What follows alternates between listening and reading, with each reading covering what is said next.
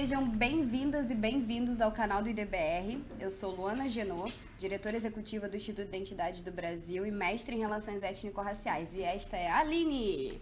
Oi, pessoal, eu sou a Aline Nascimento, sou analista aqui no IDBR e também sou mestre em Relações Étnico-Raciais. Então, aqui a gente vai comentar alguns termos que podem, enfim, fazer parte da conversa de muitas pessoas e são termos racistas ou racializados de alguma forma.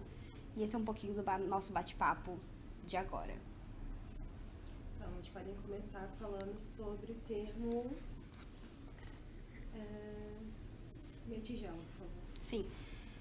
Cara, assim, o termo meia tigela, eu não sei o que a Aline acha, mas eu tive um contato com ele em Minas Gerais e quando eu fui agora conhecer Ouro Preto, que é uma cidade incrível. Aliás, Minas Gerais é um estado que, segundo o que eu aprendi com os guias de viagem de lá, a maioria negros, é uma cidade que carrega a escravidão no próprio nome, né? Afinal, mineração, Minas, né, é inspirado na mineração e mineração foi uma tecnologia trazida pelos escravizados, né? Então, toda a técnica de mineração aplicada inicialmente no lugar onde hoje se encontra Minas Gerais, né? Enfim, foi trazida pelos escravizados e, enfim, e a expressão meia tigela, segundo o que eu aprendi, tinha a ver com os escravizados que entregavam menos, né, em termos do trabalho que deveriam exercer nas minas. Eles recebiam meia porção de comida. E aí, daí vem a expressão meia tigela. Se você faz um trabalho que não corresponde à expectativa do seu senhor, você é um escravo de meia tigela. Você recebe só meia porção. Então, a gente percebe que alguns termos eles foram refinados, tamanha crueldade da escravidão no Brasil, tamanha herança que ainda é perpetuada nos dias de hoje. Não sei o que você acha. Não sei, assim, é um termo que eu não conhecia, né? Eu acho que é impressionante como os termos são regionais. Uhum. Eu, por exemplo, a minha família ela é pernambucana, então o termo meia tigela não era presente, pelo menos não foi presente na minha trajetória, então é um termo que eu não conhecia. E é isso, quando você vai para os lugares, você descobre que a desigualdade ou os termos raciais são espalhados pelo país de formas tão diferentes que para cada um tem um sentido, né? Mas pensar meia tigelas, por exemplo, como aquele que recebe menos, mesmo aquele que sendo que trabalha mais, que carrega toda a relação de lucro, mas que recebe menos, a gente consegue transportar por presente e pensar, caramba, a gente ainda tem muita coisa vivendo dessa lógica de meia tigela, né? Uhum. Sim, inclusive em Minas, e aí eu não sei, né, se alguém que está nos assistindo é de Minas Gerais ou já ouvi dizer, tem um queijo que é o queijo da senzala. Deve ser uma delícia. Olha isso. Porque mesmo pensando que pode ter contextos de sobra, mas é que a gente sabe comer bem, né?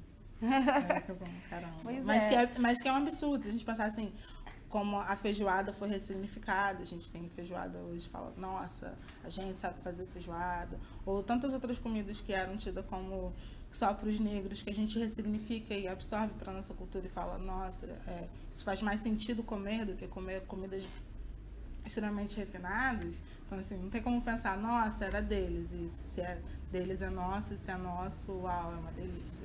Eu fico ressignificando tudo, eu acho, né? mas eu acho assim, o que eu acho que é legal desse papo é que vocês viram que não existe uma visão única sobre as coisas. Quando eu olhei aquele queijo, eu olhei com certo estranhamento. Já a Aline viu, nossa, deve ser uma delícia, porque se era feito na senzala, com certeza era feito por pessoas que estavam ali e que davam o seu melhor para fazer aquilo e que, se de repente se inspirado nisso, tem um sentido positivo e ressignificação, tal qual foi da feijoada. Então, eu acho que a origem dos termos ela é bastante difusa, mas de outra forma não dá para negar que tem muitas coisas que têm origem na escravidão, né, que foi um regime que durou quase 400 anos no nosso país, e que existem certas expressões e nomes que a gente usa até hoje que são muito parte do nosso dia a dia e que são remetidos a esse período e a gente nem se dá conta, né?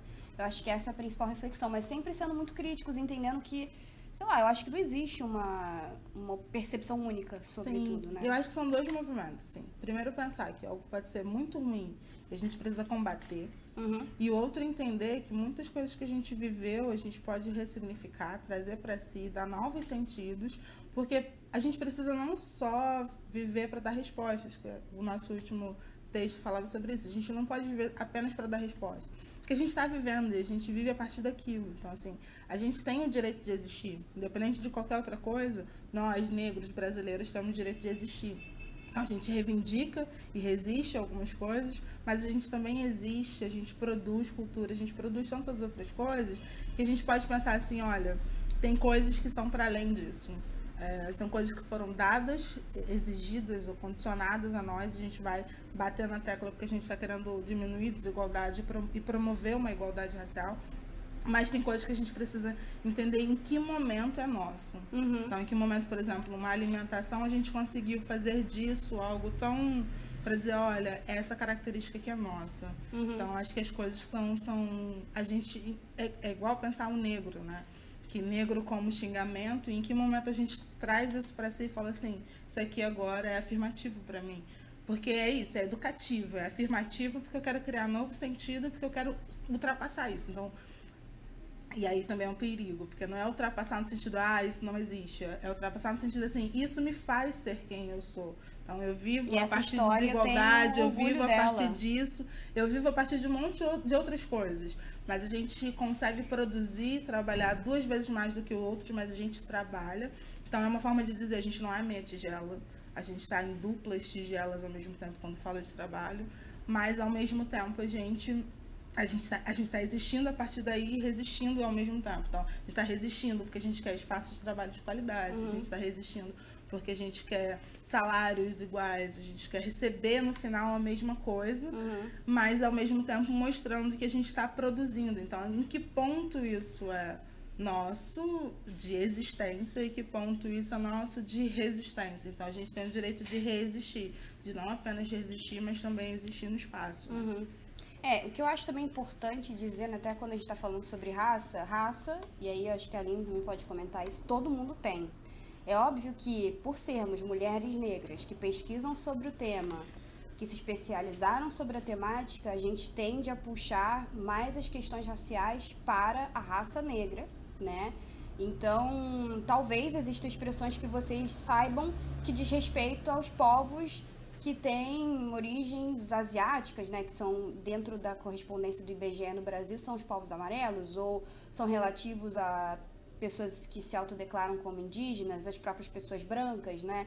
Então, a gente está aqui falando sobre questões racializadas do ponto de vista de pesquisadoras negras que tendem a ter um relacionamento mais íntimo com essas expressões que são relacionadas à população negra, e são expressões generalistas, óbvio, né? Então, obviamente que nem todo negro vai se identificar com essa expressão meia tigela porque nunca ouviu falar, ou porque nasceu num outro estado onde isso é menos comum, ou porque não vive numa situação socioeconômica onde para ele isso faça sentido, né? Então, acho que também é importante a gente descentralizar o negro dessa figura tão central e uniforme e homogênea, e eu acho que essa é muito da nossa luta, né? Não sei se você quer comentar um pouco disso, até em relação aos posts que a gente tem feito, aos comentários que a gente tem respondido sobre essa questão dessa colagem, né?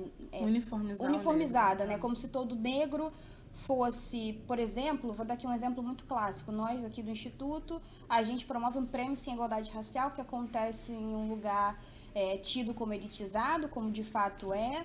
Então, algumas pessoas escrevem pra gente falando, como é que vocês fazem um prêmio pela igualdade racial num lugar elitizado? Como é que o negro vai ter acesso? Então, a gente tende a desconstruir isso porque a gente não entende todo negro como aquele que não tem condições de acessar isso. Ainda que a gente queira democratizar o prêmio, a gente entende que a gente não pode fazer essa colagem do negro logo pobre, logo favelado. O negro tem que poder ter todos os tipos de espectros e esferas possíveis, ainda que a gente entenda que a maioria dos negros no Brasil tem condições socioeconômicas menos favoráveis, né? Então, é só essa questão de não colocar sempre o negro como uma figura única, homogênea. E também tem o perigo, né? Porque se você diz que todo negro tem só aquele lugar, parece que a cidade está de fato separada e que você não pode ocupar os outros espaços. Então, se a gente está querendo dizer que negro tem todo o espaço na cidade para ocupar, então por que não entrar no Copacabana Palace?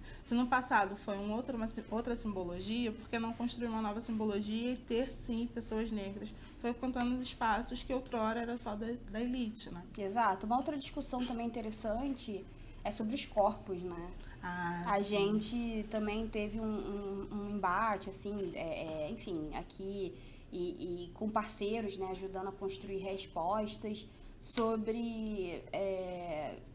Na verdade, a gente tem muito mais perguntas do que respostas, mas a questão existe também uma associação quase intrínseca das pessoas dizerem, os corpos negros são mais volumosos, são aqueles que têm mais curvas, e por aí vai. Então, eu acho que até, assim, é muito essencialista, é muito estereotipado você resumir o corpo negro a uma só fisionomia ou algum tipo de fisiotipo, né? Até porque quando a gente está falando de negros, a gente está falando de corpos plurais que podem assumir diversas formas, e até se a gente tomar como referência mãe o continente africano, você vai ver que há povos africanos, né? Primeiro que a África é composta por 54 países de diversas línguas, matrizes culturais e tudo isso, e corpos, né? Você vai pegar pessoas, por exemplo... Você vai pegar um etíope, você vai comparar com alguém da África do Sul, são fisiotipos absolutamente diferentes, e até mesmo dentro desses próprios povos você tem pessoas com composições corpóreas absolutamente diferentes. Então, eu sou particularmente contra dizer, o negro com seus corpos volumosos. Isso é muito estereotipador e redutor da figura do negro. Sim, é muito reducionista e ao mesmo tempo eu acho que ao mesmo tempo é a morada do seu racismo, sabe? Onde mora o seu racismo? Onde você guarda o seu racismo? Quando você pensa isso, você pensa sobre a figura dos memes de mulheres gordas como mais feias ou como mais sujas, sabe? Tipo, onde você guarda o seu racismo para pensar uma uniformidade? Primeiro, de que mulheres negras, para serem belas, têm que ter um corpo X ou Z, e que as mulheres negras têm tal corpo, elas estão dentro de um determinado enquadramento. Acho que a gente precisa também ser capaz de pensar e debater essas coisas, e também ser capaz de ultrapassar o reducionismo, porque estar sempre dentro de um formato, de uma caixa, não nos permitir ser o que a gente é. Então, ser magro ou gordinho, ou ter um corpo daqui a algum tempo um pouco mais cheinho ou não, porque a gente está sempre... né, a sociedade nos impõe brigas com balança, isso é meio surreal.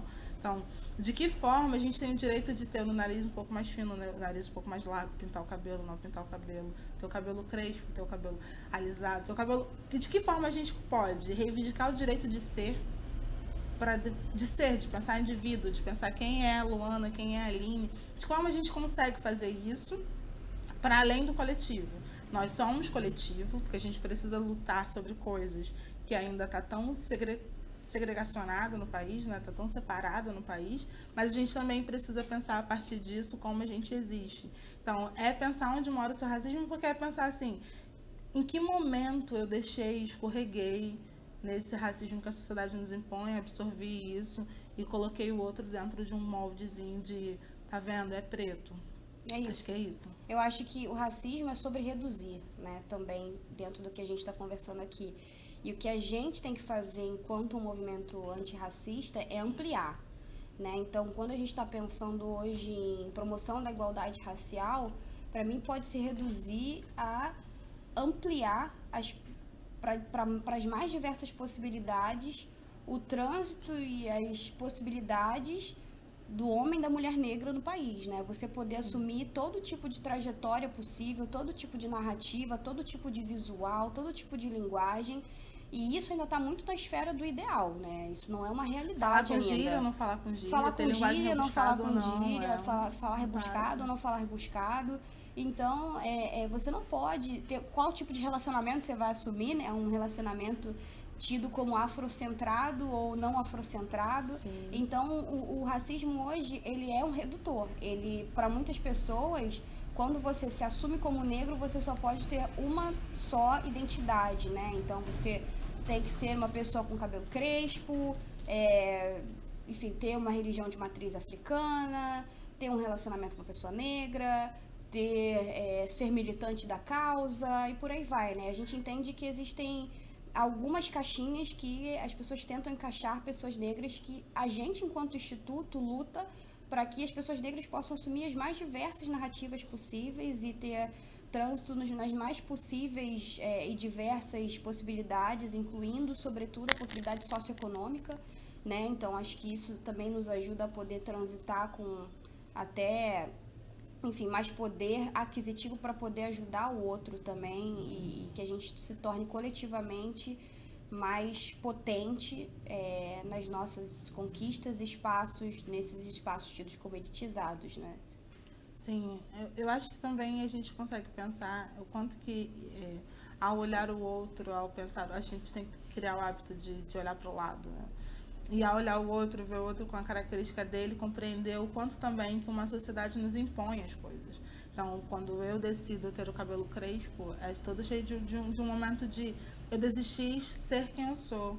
Então, assim, em que momento você pode descobrir quem você é, independente do que o outro impõe. Então, acho que olhar para o lado, ter um olhar afetivo com o outro, entender o tempo também de descoberta do outro, entender que o outro tem um tempo que não passa pelo seu e que se eu passei por um processo, o outro vai descobrir o seu processo ainda e que a gente está ali para também apoiá-lo nessa descoberta, estruturar caminhos para que ele possa existir e existir como ele é. Exato, eu acho que é um pouco sobre isso e eu quero agradecer você que assistiu esse vídeo.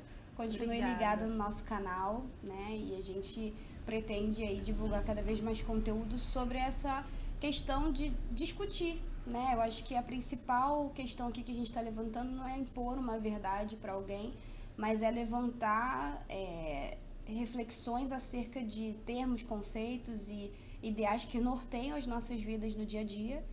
E que a gente muitas vezes para pensar muito pouco sobre isso. Então, é isso. E comentem para que essa conversa continue, para que a gente consiga entender um pouco mais e que a gente possa ter outras coisas também para poder interagir, compartilhar. E é isso, a gente está aqui em troca e em movimento. E digam sim à igualdade racial.